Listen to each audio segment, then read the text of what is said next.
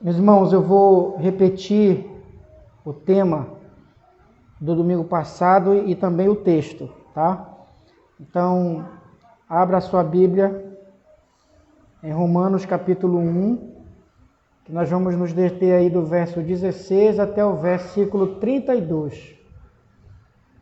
E o tema é o mesmo, tá? A humanidade ante o tribunal de Deus. Esse é o ponto. Eu não vou ler agora, porque nós já lemos na leitura alternada, não é o texto. Eu vou apenas expondo devagar o texto, tá? Esse capítulo todo aqui, essa parte toda aqui, está conectada. Toda essa parte aí, que vai do versículo 16 de Romanos capítulo 1 até o versículo 32, é uma unidade só e trata do mesmo assunto. Toda essa parte. Então o apóstolo Paulo começa no versículo 16, ele diz assim: pois não me envergonho do evangelho, porque é o poder de Deus para a salvação de todo aquele que crê. Primeiro do judeu e também do grego. Visto que a justiça de Deus se revela no evangelho de fé em fé, como está escrito: o justo viverá por fé. Então, quando ele fala isso, ele usa algumas partículas que nós chamamos de conjunção, né? E essas conjunções gregas, elas unem esse texto num só, para que nós entendamos que Paulo está falando de uma única coisa. O Evangelho é o poder de Deus para a salvação de todos aqueles que creem, independente de quem sejam, independente de onde eles sejam e como vivam, de sua nacionalidade, cultura. Qualquer um que crê no Evangelho, na mensagem do Evangelho, o Evangelho é o poder de Deus para a salvação de todos aqueles que crêem. E ao mesmo tempo, Paulo está dizendo que o Evangelho é o único meio para a salvação da humanidade. Não é possível ser salvo de outro jeito. Precisa ouvir a mensagem do Evangelho. E qual é a mensagem do Evangelho? A mensagem do Evangelho é: o Senhor Jesus veio a este mundo, sofreu, morreu e ao terceiro dia ressuscitou. Está sentado à destra do trono de Deus e de lá reina soberanamente. E virá um dia buscar os seus eleitos. Essa é a mensagem do Evangelho. Arrependam-se e creia no Senhor Jesus. Essa é a mensagem do Evangelho. E aqueles que ouvem essa mensagem e crêem nela, são salvos, são justificados. Eles experimentam a justiça de Deus que é revelada, diz o apóstolo Paulo, no Evangelho. Porém, aqueles que, ouvindo a mensagem do Evangelho, rejeitam ou se negam a crer, aí ele começa o versículo 18 dizendo que experimentam não a justiça de Deus, mas a ira de Deus. Ele diz: a ira de Deus se revela do céu contra toda impiedade dos homens, impiedade e perversão dos homens.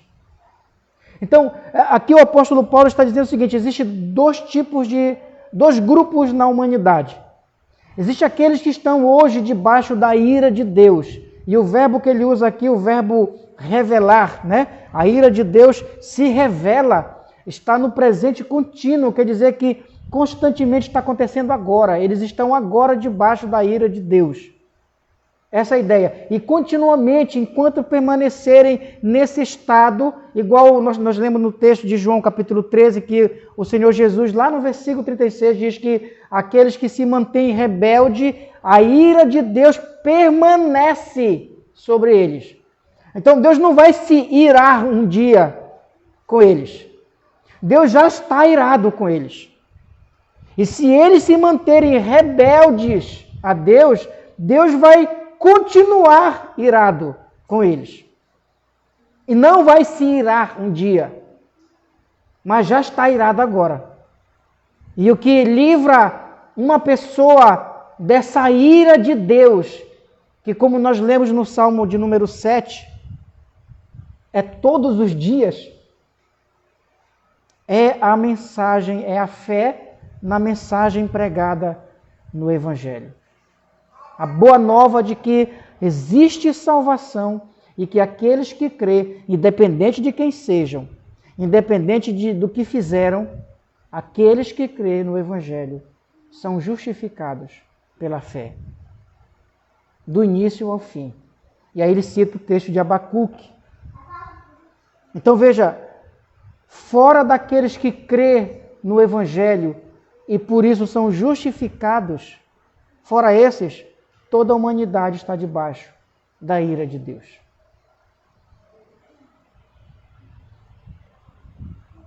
E veja, meus irmãos, a ira de Deus sobre a humanidade é justa. Por que é justa? Porque, como nós vimos hoje pela manhã na escola bíblica, não existe ser humano na terra sem revelação de Deus. E a revelação de Deus à humanidade é clara. É evidente e impossível de ser negada. É isso que ele vai tratar do versículo 19 e 20, quando ele diz: porquanto o que de Deus se pode conhecer é manifesto entre eles. Porque Deus lhes manifestou. Porque os atributos invisíveis de Deus, assim o seu eterno poder, como também a sua própria divindade, olha só, claramente se reconhecem.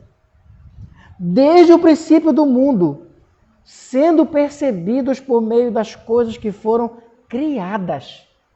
Tais homens são por causa disso indesculpáveis. Então, não tem desculpa. Aqueles que se negam a crer em Deus, aqueles que, como diz lá o versículo 28, desprezam o conhecimento de Deus, a revelação de Deus na natureza, na providência e na consciência, eles não têm desculpa. Então, nós não estamos falando, irmãos, de uma humanidade inocente, como eu disse domingo de manhã hoje. Não existe ser humano nesse mundo sem revelação de Deus. Como não existe ser humano nesse mundo inocente, ignorante. Existem pessoas que desprezam, que rejeitam, que são incrédulos por decisão deliberada, que são rebeldes porque se recusam a reconhecer o senhorio de Deus nas suas vidas. Mas não pessoas inocentes que não têm absolutamente nada da revelação de Deus para si. Por quê? Porque Deus revelou e Ele fez isso de um modo muito claro, muito evidente, impossível de não ser percebido. E o que a humanidade fez com esse conhecimento que recebeu de Deus? O que os ímpios fizeram com esse conhecimento, com essa revelação de Deus? Diz o verso 18 que eles deteram a verdade pela injustiça. O que é deter a verdade? Deter quer dizer impedir a verdade de avançar, de se propagar. A palavra, o verbo deter aqui é usado como para aquela morte por sufocamento, né? sufocar alguém até morrer. Essa é a ideia. Então, os homens, na sua impiedade, eles procuraram deter a verdade para que ela não avançasse, para que ela não se espalhasse. Foi isso que eles fizeram. E isso de um modo muito injusto, porque a revelação de Deus é clara. Os homens, na sua impiedade, irmãos, não fizeram somente isso. Eles foram ingratos a Deus. Veja, o versículo 21, ele mostra o que, por obrigação, o ser humano deveria fazer, tendo um conhecimento tão claro de Deus assim. Veja, versículo 21. Porquanto, tendo conhecimento de Deus, não o glorificaram como Deus, nem lhe deram graças. O ser humano deveria glorificar a Deus, e foi para isso que ele foi criado. A pergunta número 1 do nosso catecismo diz isso, né? Qual a finalidade do homem? Glorificar a Deus e gozá-lo para sempre. O homem foi criado para isso, para glorificar o seu Criador. Glorificá-lo como Deus. Mas eles, ao contrário disso, eles não glorificaram a Deus. Irmãos, glorificar aqui não é você dizer glória a Deus, né? Não é isso. Embora a glória a Deus também seja, mas glorificar aqui é viver de tal modo que a sua vida traga glória para Deus. É isso. Em todas as suas áreas. Dar graças a Deus aqui no texto não é você dizer graças a Deus. Não é isso. Ou não se resume apenas nisso. Mas é você viver uma vida agradecida a Deus, reconhecendo que tanto a sua vida como tudo aquilo que você possui pertence a Deus, vem de Deus e pertence a Ele. Ele é a fonte de tudo. Nada que nós obtemos aqui é porque nós somos os melhores, né? Não. Mas diz o apóstolo Paulo, ainda no versículo 21, que em vez disso, em vez de glorificar a Deus, em vez de dar graças a Deus, o que a humanidade fez? Negou a Deus. E negou a Deus em alguns passos. Veja os passos para que a humanidade negasse a Deus. Primeiro, diz o texto que eles se tornaram nulos em seus próprios raciocínios. A palavra nulo aqui significa inútil. Eles começaram a raciocinar. Eles começaram a pensar, só que é um pensamento que tem como propósito fazer com que a verdade de Deus seja eliminada da sua consciência. Eu já falei para vocês aqui que eu estava estudando sobre como surgiu as mitologias dos povos antigos. Surgiu uma seguinte pergunta: de onde eu vim? De onde veio esse sol que me ilumina todos os dias? De onde que vem essa chuva que cai? Qual é a fonte de tudo isso? Então eles chegaram à conclusão de que os deuses, né? Os deuses criaram essas coisas. Em tempos recentes, com o surgimento do ateísmo, então, e dessa moderna ciência, e eles começaram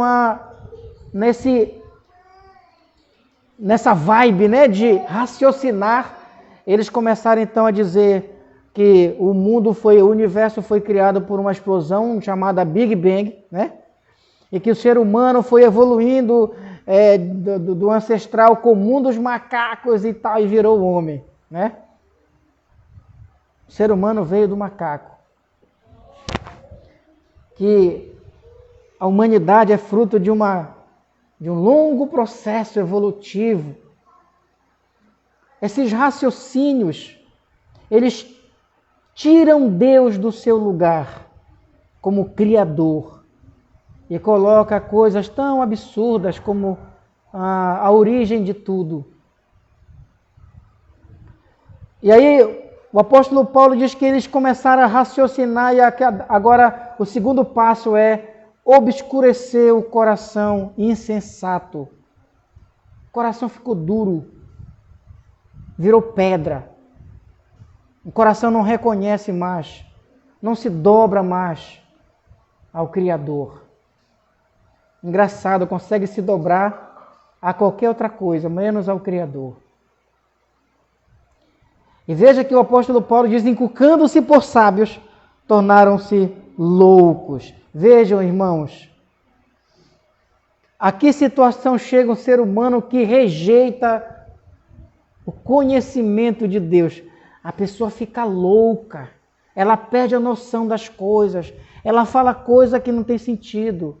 Eu vim do macaco, olha só. E eles acham que isso é uma coisa intelectual, que isso é um ar de intelectualidade, falar que o cara veio do macaco.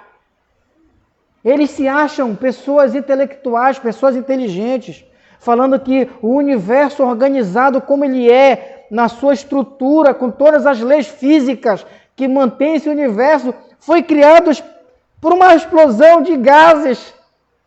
E isso é coisa intelectual. É bobagem, é loucura. Na sua loucura, o homem começou a falar coisas que não tem sentido nenhum. Se a evolução é correta, por que ela parou? Por que não continuamos a evoluir? É uma pergunta que os evolucionistas não conseguem responder, não é? Deveria continuar, né?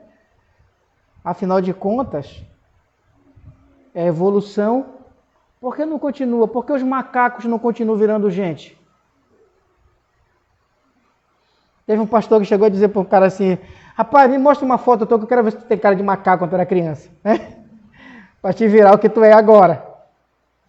Vê, irmãos, que a pessoa começa, quando o pensamento dela está afastado de Deus, ela começa a falar bobagem. E ela acha que isso torna ela inculca na cabeça dela que ela é intelectual. Que ela é um HD, a mente dela é um HD. E diz mais o que esses homens, o que a humanidade sem Deus começaram a fazer quando se afastaram do Criador, na sua loucura. E veja que tudo que o apóstolo Paulo está falando aqui para frente é o ser humano sem Deus no estado de loucura. Veja o que eles fizeram, diz o versículo 23, olha aí na sua Bíblia. Eles mudaram a glória do Deus incorruptível em semelhança da imagem de homem corruptível, bem como de aves, quadrúpedes e répteis. Novamente ele diz lá no versículo 21, pois eles mudaram, então ele repete de novo, mudaram a verdade de Deus em mentira, adorando e servindo a criatura em lugar do Criador, o qual é bendito eternamente. Amém. Viu? O ser humano sem Deus ficou doido, perdeu a noção, perdeu completamente o rumo, virou idólatra. Sabe, irmãos, as pessoas pensam que Deus não tem senso de humor, né? Mas tem textos na Bíblia que falam que Deus ri dessa humanidade sem Ele. Isaías, por exemplo, ele conta como se fosse uma piada, né? Ele ridiculariza, ele fala assim, veja, o homem vai lá no mato, pega um pedaço de pau de boa qualidade, se preste. Tem um outro, esqueci o nome agora. Enfim, deixa pra lá. Uma madeira boa. Mais ou menos isso. Madeira boa. Aí ele pega essa madeira e corta ela e faz um fogo e se aquece no fogo. E diz assim, poxa, esse fogo me aquece bacana. E dessa mesma madeira que ele faz o fogo, que ele pegou lá no mato, ele faz um Deus. E adora. E diz assim, ô Deus, salva-me dos meus problemas. Palhaçada, né? E quando Isaías fala isso, irmãos, ele está ridicularizando os idólatras, que adoram um pedaço de pau, que eles mesmos foram buscar no mato, um pedaço de pau, que não fala, não ouve, não anda, não faz nada e não adoram o Deus vivo que faz tudo, que é suficiente. Veja o que o ser humano é capaz de fazer, onde ele é capaz de chegar quando ele abandona o conhecimento do Deus verdadeiro. A vida dele é uma palhaçada. Ele faz coisas e fala coisas absurdas, mas não somente isso. Eles ficam totalmente imorais. E eu disse para vocês já nos cultos de quinta-feira que a idolatria está intimamente relacionada com a imoralidade. Lembre-se, todos os cultos idólatras eles andam junto com a imoralidade. Na antiguidade, as religiões de mistério, as religiões pagãs, elas tinham lá suas sacerdotisas que iam para lá se prostituir com os homens como uma espécie de adoração a esses deuses. Não somente isso, mas também deuses como Baal e Moloque exigiam sacrifício humano, principalmente de crianças, né? A idolatria sempre está associada a outros pecados. O idólatra, ele procura um Deus que permita que ele viva no seu pecado sem que a consciência dele seja confrontada. É isso que o idólatra faz. É por isso que nem todo mundo quer servir a Deus. Porque esse Deus da Bíblia, ele é exigente. Ele exige que você se arrependa. Ele exige que você nasça de novo, que você creia, que você mude, que você viva uma vida santa, que você seja diferente dessa humanidade sem Ele. Ele não tolera uma vida pregressa. Então isso aqui, irmãos, é o retrato de todo aquele que vive sem Deus. E o que foi que Deus fez quando a humanidade caminhou nessa direção? E Paulo, ele fala pelo menos 3 vezes aqui, ele usa o verbo entregar. E esse verbo entregar, ele é usado na Bíblia, irmãos, no intuito de entregar para um propósito. Entregar para que algo aconteça, ou entregar na mão de alguém. Por exemplo, é o verbo usado lá naquela parábola do juiz, do credor incompassivo, que fala que aquele credor que devia para o seu patrão, para o seu senhor, muito dinheiro, não podia pagar, o patrão dele perdoou, e aí ele foi, encontrou com o conservo dele, e o conservo dele devia um valorzinho mínimo para ele, ele foi lá e disse, olha, você vai ter que me pagar, eu vou te jogar na cadeia, e foi sem misericórdia com ele. Então diz que o senhor dele entregou ele na mão dos verdugos, então para que ele sofresse. Então é o mesmo verbo. Então Paulo usa esse verbo aqui, dizendo que Deus, diz o versículo 24, que Deus entregou os homens, esses homens, à imundícia pelas concupiscências do seu próprio coração, para desonrar o seu corpo entre si.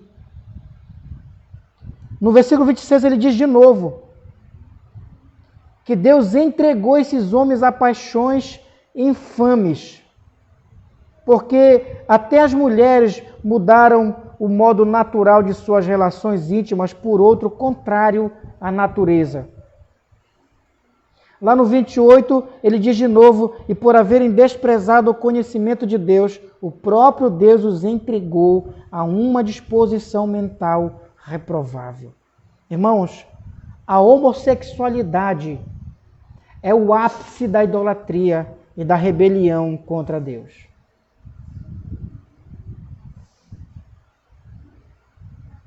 Enquanto muitas pessoas estão achando que a homossexualidade é apenas uma escolha, é apenas uma maneira de amar diferente, né?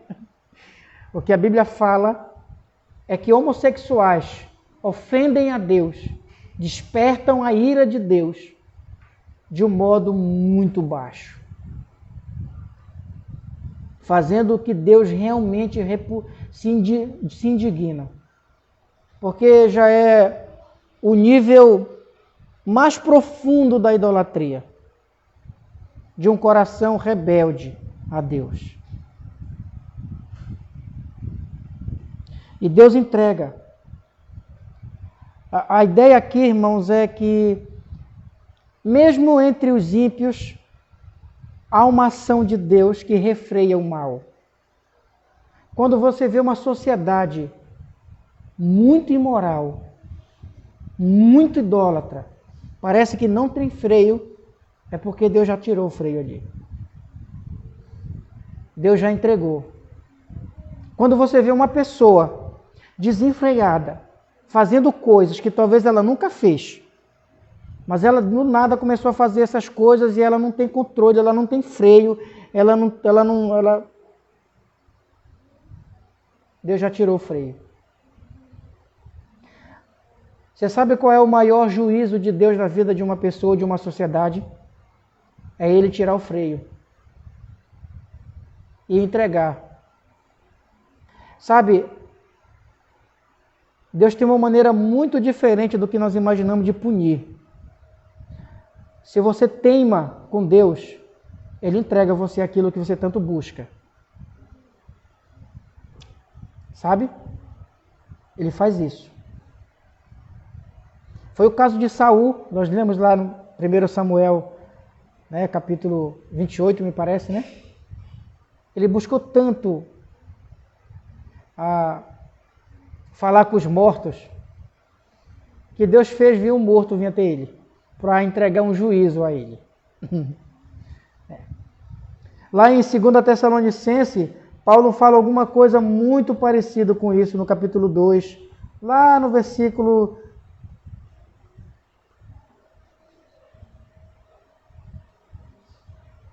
12, por exemplo, o apóstolo Paulo fala assim, é por este motivo, pois, que Deus lhes manda a operação do erro para darem crédito à mentira, a fim de serem julgados todos quantos não deram crédito à verdade, antes, pelo contrário, deleitaram-se com a injustiça.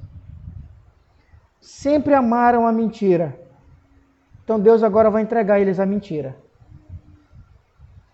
Nunca amaram a verdade. Deus vai privá-los da verdade. Irmãos, esse texto ele nos ensina algumas coisas que nós precisamos pontuar aqui. Primeiro, perceba a maneira como o apóstolo Paulo está apresentando aqui o Evangelho. Né? Quando eu era novo convertido, logo quando eu aprendi a evangelizar, eu aprendi que nós deveríamos chegar para o ímpio e dizer assim, Deus ama você e tem um plano maravilhoso para a sua vida. Essa é uma maneira errada de apresentar o Evangelho. Você não pode falar do amor de Deus sem primeiro falar da sua ira. Você tem que falar para o pecador que ele é pecador. Você precisa dizer para o pecador que Deus está irado com ele. Veja como é que o apóstolo Paulo começa isso aqui. Deus está irado. Os pecadores estão nas mãos de um Deus irado. Lembra do sermão do Jonathan Edwards, né? Sabe, como é que você sabe que o plano de Deus é maravilhoso para a vida daquela pessoa? Ela pode não ser uma eleita. E se ela não for uma eleita, o plano de Deus para ele é maravilhoso. Nós devemos mudar a maneira como nós falamos desse evangelho para as pessoas. Elas precisam saber que elas estão afastadas de Deus, que elas são inimigas de Deus, que Deus está irado com elas e que se elas não se arrependerem, elas vão encontrar um Deus, um juiz irado que vai condená-las. E se você está aqui nessa noite e você não é crente no Senhor Jesus, você sabe que você está afastado de Deus, sabe que você é pecador, sabe que você não está salvo ainda. Eu quero que você saiba disso. Deus está irado com você. E Deus convida você a se arrepender. Se você quiser escapar dessa ira, é o único meio, é você se arrepender dos seus pecados. É você se voltar para Deus. Eu quero que você saiba que atualmente, agora, Deus não sente afeição por você. Ele está irado com você. E você está perdido. E você precisa desesperadamente se arrepender e se voltar para Deus. Uma outra coisa que nós podemos aprender aqui, irmãos, o que é ser um ímpio na Escritura. Eu já disse, eu quero repetir isso aqui. Muita gente pensa assim, não, ímpio é aquele que está lá fora, é aquele gente que não frequenta a igreja, é gente que faz coisas assim, cruéis, né? Desumanas. Irmão, ímpio na Bíblia é alguém que não leva Deus a sério. É alguém que não é reverente a Deus, que não respeita a Deus, que não tem temor de Deus e não é devoto a Deus. É um ímpio. Independente se faz coisas ruins ou não. Independente se frequenta a igreja ou não. Você pode ser um assíduo frequentador da igreja e ser um ímpio. Porque você ouve a palavra de Deus e ela não muda você. Ela não transforma o seu coração. Você é um ímpio. Você não teme a Deus.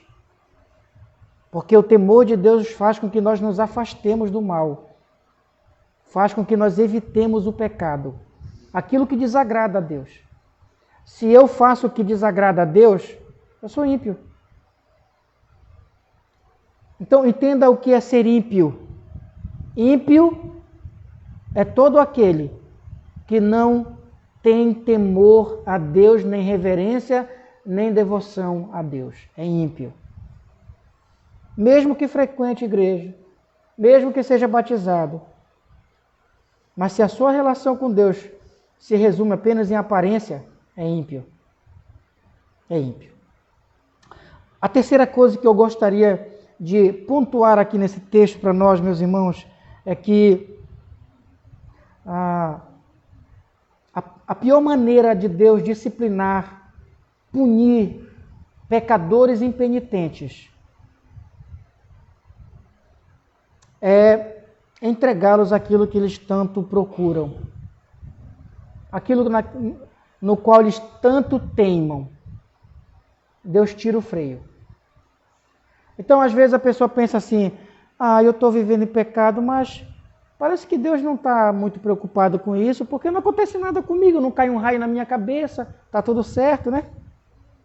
Parece que Deus não vai fazer nada comigo, então, acho que está legal, né? Você não sabe, mas é a maneira de Deus punir você. É deixar você entregue ao seu pecado. É deixar você ser guiado pelo seu próprio coração. É não agir. Lembre-se de Hebreus capítulo 12. O que é que Hebreus capítulo 12 diz? Deus disciplina os seus filhos, aqueles que Ele ama. Como é que Deus prova o seu amor? Não é livrando o pecador da disciplina. Não. É disciplinando. E o texto de Hebreus capítulo 12 ainda diz assim, se você está sem disciplina, da qual todos são participantes, todos, você não é filho, você é bastardo. Então ele coloca o bastardo como sendo aquele que não recebe disciplina de Deus. Peca e não recebe disciplina. É aqui Deus entrega, Deus tira o freio. Tá, vai, tu quer pecar? Peca. Vai lá. É isso que tu quer? Você gosta de mentira? Você gosta de ser enganado? Você gosta de religião falsa? Eu vou entregar você a uma religião falsa. Eu vou privar você da verdade. É isso. Eu quero então trazer uma aplicação para nós, irmãos. Crentes no Senhor Jesus. Lembre-se, o apóstolo Paulo escreveu essa carta aqui no intuito de pregar o Evangelho a lugares em que o Evangelho não tinha sido anunciado. E ele está escrevendo essa carta para mostrar a necessidade da pregação do Evangelho. Perceba, a pregação do Evangelho, ela é urgente, ela é necessária. Por quê? Porque toda a humanidade sem Deus está perdida. E está debaixo da ira de Deus. E o único jeito de livrar uma alma dessa ira é pregando o Evangelho, que é o único meio de salvá-los. E Deus, escolheu-nos para essa função. Nós somos os profetas dessa geração, nós somos os embaixadores de Cristo, nós somos as testemunhas do Senhor Jesus, nós somos aqueles que Deus escolheu para anunciar a mensagem do Evangelho aos perdidos. Agora você pregue direito, né? Mas pregue o Evangelho, porque é o único meio, é o poder de Deus para salvar todos os que crêem. Mas como diz o apóstolo Paulo, como crerão se ninguém prega, não é? Para que eles creiam, alguém tem que pregar. Quem vai pregar? Quem é que vai pregar para os seus familiares perdidos? Seus filhos, seus pais, seus tios, tias, primos, primas que estão perdidos? Quem vai pregar para os seus vizinhos que estão perdidos, debaixo da ira de Deus? Seus amigos. Quem vai pregar para os seus colegas de trabalho? Eles estão debaixo da ira de Deus. Quem vai pregar para essa vila onde nós estamos aqui hoje, vivendo, irmãos? Quem vai dizer para essa sociedade onde nós estamos que eles estão perdidos, que eles estão debaixo da ira? Eles precisam ouvir isso. Talvez eles pensem até que são filhos de Deus, mas não são. Nós sabemos disso e nós precisamos pregar para eles. Vamos orar, irmãos, e vamos pedir ao Senhor coragem